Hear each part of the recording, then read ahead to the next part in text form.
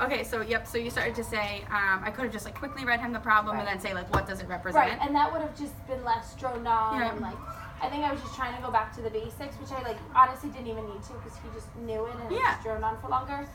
If I had just reread it, or even with him because there's like the reading issue, if I just like reread the part of it, so what like does it you know, represent? so like reading, you know, like there are 16 facts about Antarctica. So what does 16 represent? Antarctica. Great, write that down. Next. Exactly. There are blah, blah, blah facts about North America. So what does that? So what does 84 represent? North America. Great, write that down. And then I could have just gone back to like to stamping the chief point of every time we write the number sentence, we label it so that we know exactly what each number represents. Exactly. Which just would have been faster. And that right there is like 30 seconds versus like a minute and 30 seconds. So I captured 3 things that you said. One is that it's just quicker. Yep. 2 is that there's like a sticky question attached to your lap. Yep. And I originally was gonna say like you should start with the question and then scaffold, but you can also choose, like, you know, Janelle, and like maybe he like just needs it right away. So you say like, Janelle, we're labeling. Let's go back to the problem and then say like, what does it represent? And then for kids who you're unsure of, you can start with the question, what does it represent? And then if he's like, you can be like, then you choose your scaffold. For someone like Jelani, who actually like came over at a different time too, she's one of those like, she won't have it, but she knows. So like for her, I start with the question always. Great. And she can give me the answer. Right. And you'd be like, great, now do it. Right. So your kind of like sequence is like, you go over and see that it's not there. You ask the sticky question. If the sticky question's not answered, then you can scaffold back. Like I said, if you make the instructional choice to go read to Janelle before you even ask the question, I that's fine. Do that. But that's, you know, a special case for him. That's for him. I don't do that. Right. And then what you also said was, and then at the end, stamp it for him. Right. And what I want to emphasize is that you stamp the thinking at the end. So you don't just say like, great, you're going to go label now. It's like, every time we talk about labeling, think to yourself, what does that represent? Wait, I'm going to write that down. Every time,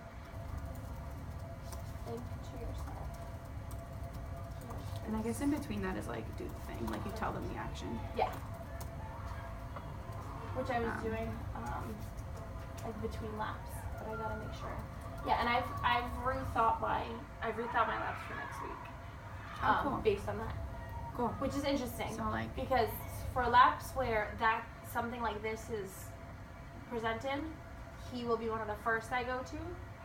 Whereas like when it comes to like something with the math, he won't be right away. Does that make sense? Yep. Because the math is not a problem for him. It's like that makes sense. You're creating your path. Right. That's cool. Like So do you already have, what's Monday's, do you have Monday's laps? Because I was going to ask you like to make the sticky questions for Monday. I don't have the Admiral sheet, it's over there. But, that's okay.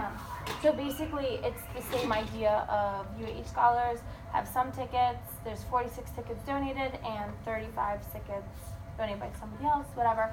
And I want them to label it here too because they're both donated tickets, but from different things. So this is going to be important. Yeah. So make your laps first. Just jot down your laps that you want to do. So the first lap will be coming around looking for a labeled number sentence. Great. And I'm going to go to Jaden and Noah are always first. But I'll go to Janelle right away after that. Because you know that data now that you should see him and I be able always to do that. and I know that I need to see him sooner. So I'll go to him, and for the 3 of them actually I'll have to reread it. And I'll say what is that number? Yeah, right, sorry. No, it's okay. No, do your laps first, and then Okay. what we'll do is we'll design the sticky questions for each of the laps. That's better. Okay.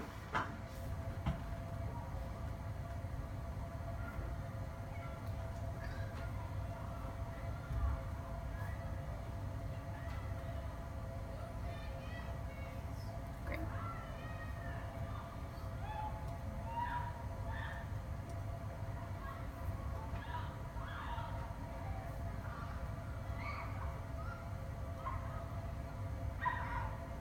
I'm pushing it now to explain.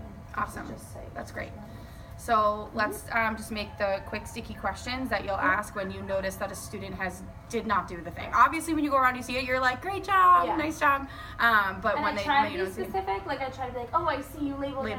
Yep. And especially for the kids I saw you do that. Right, and for the kids who have a hard time doing it before I get there, especially like, you know, my Gabriels and stuff. I'm like, oh, you did it before I got here. Awesome. Yeah. And like, you're free.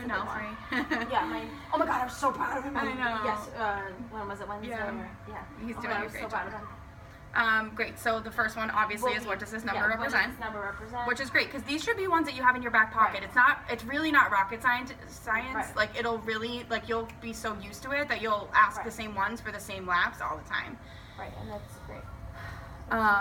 So the next one is use the number line in a way that makes sense. So if you see a kid not using the number line or not using it in a way that makes sense, what do you think you can ask them? It's a matter of like, they all use it correctly now, but they're just not using it in the way that's like the easiest. Sure. So thinking about like which way is the easiest way. So like I can say like, is this the easiest way to count by tens? Like what they'll do is like they'll hop by, but that's not transferable though, and so I think what you're starting to talk about is the choice they're making, whether they do tens or ones. Right. Okay. But if I say tens, it's not transferable. Nope. So what can you ask them that's like really high level about what they do on the number line? I'm like trying not to give it away. No, I know. Let's pretend like you see that they're using. Okay. Or something like that. Why? Something with the hops. Like, why did you choose that number to hop by? Okay, why did you choose that? Why did you choose blank? Let's just put blank because honestly, like it might vary for like if you're looking for hops or if you're looking for labeling the number, you know, things like that. Why did you choose blank? Because then you get data on what they're thinking. Because if you're like, if they're like, well, you know, I only know I don't know, maybe they'll say like, fives are easy, and you're like, but there's not even five to count up, you know, whatever. Then you've got the data for why they're thinking that thinking. Right. That's great. I did that with Emily the other day because she like instead of doing like five, like a hop of five, she did two and then three more. And I was like, why'd you do that? And she was like, oh, I was making the 10, like from 70 to 80 or whatever, and then I did three more. Exactly. Which actually makes a lot of sense. And so you're basically like, why did you choose this? Because this is obviously labeling is a little lower level, which is like, what does this number represent versus like. If you're making a choice about your number line, that's huge. So you're going more to like how or why decision making questions that will get them to like really internalize why they're making that choice for the number line. And then solution sentence with an explanation. Cool. So what would you ask for I would those? like sorry, I'm just trying to make. No, yeah, take your time. Does your solution sentence? Because I'm not worried about this. I'm worried about the explanation. Sure. I mean. So like your class is doing a really good job at solution sentences. Because I've been drilling it ever since you gave me that feedback before. So I can say like, does your solution sentence explain how you got your answer? Does your explanation? Wait, so what do you mean by with explanation? Like this is a the lot answer. of them will be like Dylan has blank tickets. But then they don't explain why they know that he has that many tickets. You know what I mean? And I'm pushing them like, because blah, blah, blah, blah, blah, blah, blah. So, because when they do does this tell me why? Okay, that's fine. Because, you're saying that they're pretty solid on this. So, you're likely not going to, but what would you ask if they didn't have this? Like, really, if like, they what's didn't your have answer? if they don't have what's your solution sentence? Literally, like, probably. Yeah. Right, because it's pretty low level. Right. Sure. And then for explanation, why did you get that answer? Yeah. Literally, right? Yeah. Why, like explain your thinking. Yeah. Right. Maybe just prompt them, because all you're looking for is an explanation. You're not looking for the right one yet. Not in this problem solving task. So I could just be like, how did you get that answer? Yep. Right, and then that'll prompt them to explain and explain their. Yep. And so your action there, you'll be like, how'd you get your answer? They say, great, write it. Right. Exactly. Every time I'm asking for an explanation, you think about how you got your answer. Every time we have a solution sentence, we also explain how we got our answer. Cool. So we just did the sticky questions to the laps, and what you'll and the sticky language that you'll like stamp attached to it. Yep, that's stamped. Great. and it's what's going to be like the nuanced part of this craft is that you are going to have to, once you get those answers, then you're going to have to think, what do they need to get to where I'm trying to, because if somebody says whatever 16 represents dogs and there's no dogs in the problem, then you have to think like, oh shoot, what's my next step? Right. But right now, work on those questions, and you're going to get even more data if they're unable to answer that, and then you can scaffold back like you did with Jonelle. Right. Yeah, which so will take a little bit that more. would be a matter of like, are we actually reading the question? Are we actually looking at the question?